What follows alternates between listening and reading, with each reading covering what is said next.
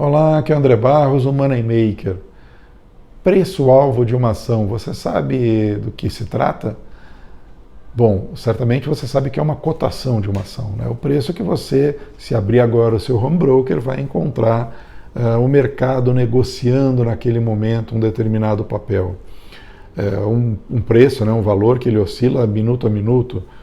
E só que não necessariamente ele é o valor daquela empresa.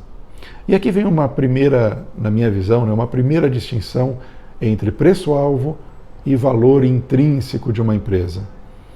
Bom, basicamente o valor intrínseco de uma empresa é o quanto que um investidor considera que vale aquele papel, seja usando os critérios de valorização que ele considere mais correto, usando as premissas que ele considera mais corretos, métodos. Existem várias maneiras de chegar no que seria o valor intrínseco de uma empresa. E, obviamente, né, o valor intrínseco daquela empresa, o seu grande objetivo como investidor é comprar abaixo desse valor intrínseco. É aí que você vai ter o seu ganho, né, a sua valorização de uma determinada posição. O preço-alvo, ele deriva desse valor intrínseco com uma pequena diferença, né? O preço-alvo, ele pode não necessariamente ser o valor intrínseco, porque você pode conectá-lo a um horizonte de tempo. Um exemplo hipotético, você vê na tela uma empresa que vale R$10 a sua cotação. As suas contas indicam que o valor real seria algo como R$15. R$15 seria o que vale aquela empresa. Porém, dependendo da estratégia de investimentos que você escolheu, o seu preço-alvo pode não necessariamente ser os R$15. Eventualmente, aqueles R$15 estão projetados num longo prazo e a sua estratégia é de mais curto prazo. Digamos que você seja um investidor que usa análise técnica como ponto principal. Então, apesar da empresa ter o potencial de chegar a R$15 dos 10 que ela vale atualmente, você, na sua estratégia, pode ter como preço-alvo, digamos, R$11. E por que você não iria até os 15, né? Um ponto poderia ser a incerteza. Os R$15 que eu mencionei nesse exemplo hipotético, eles são calculados, né, por diversos métodos de valorização que dentro deles consideram algumas variáveis que têm a sua dose de subjetivismo. Quanto que a empresa vai vender nos próximos anos? Qual será a variação do custo de sua matéria-prima? Será ela capaz de repassar esses preços ou ela terá que abrir mão de margem? Os concorrentes, será que eles vão se movimentar? E a economia, será que ela vai estar bem o suficiente para que essas premissas se concretizem? Não precisamos ir muito longe. Lembro o ano passado, ou melhor, o momento que a gente vive agora, né, a crise, a pandemia do coronavírus. Será que tínhamos isso previstos em modelos de valuation dessas empresas? Muito provavelmente não. Então, aí vem a primeira distinção entre o que é o valor intrínseco, o que é o preço-alvo, o que é uma cotação de tela. O tempo inteiro você precisa estar buscando entender o que seria o valor intrínseco de uma empresa, definindo a partir dele e da sua estratégia qual é o seu preço-alvo, e a partir desse momento você busca as oportunidades. O tempo inteiro é isso que fazemos, e quanto mais você consiga maximizar as probabilidades a seu favor, que nesse caso seria comprar com o máximo de desconto possível, o que chamamos de margem de segurança, melhor. O preço-alvo, ele tem ou o valor intrínseco, né? Ele tem uma outra referência importante, ele tem um outro valor importante.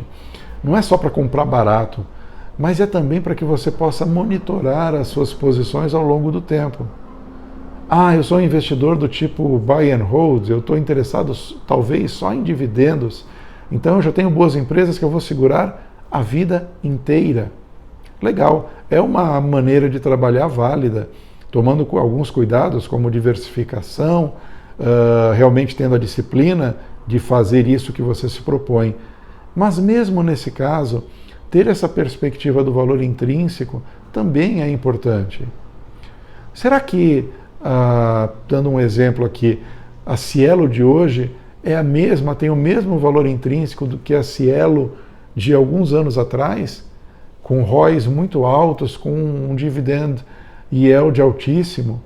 Será que ela continuaria se adequando a essa estratégia que você escolheu? Nesse sentido, o valor intrínseco, e não só ele, né, ele talvez seja a ponta do iceberg, mas outros elementos vão ser importantes, serão importantes. Eu costumo dizer, né, que quando investimos em empresas, o nosso investimento tem que ser eterno enquanto dure. Se a gente fosse listar aqui empresas que deixaram de existir, empresas que quebraram, ou empresas que prometeram mais do que realmente entregaram, a lista seria interminável. A gente não terminaria hoje esse vídeo. Então, a mensagem de hoje é bastante simples, né? Tente entender o que é valor intrínseco, preço-alvo e cotação de tela. Tente discernir por que elas são diferentes, por que elas são úteis. Como calculá-las é uma conversa para um outro momento, e as técnicas são as mais variadas. E um outro ponto que eu queria deixar claro, né, quando você começar a entender esses termos, você vai encontrar um outro desafio, que é se dar conta que você não vai encontrar unanimidade em relação a eles.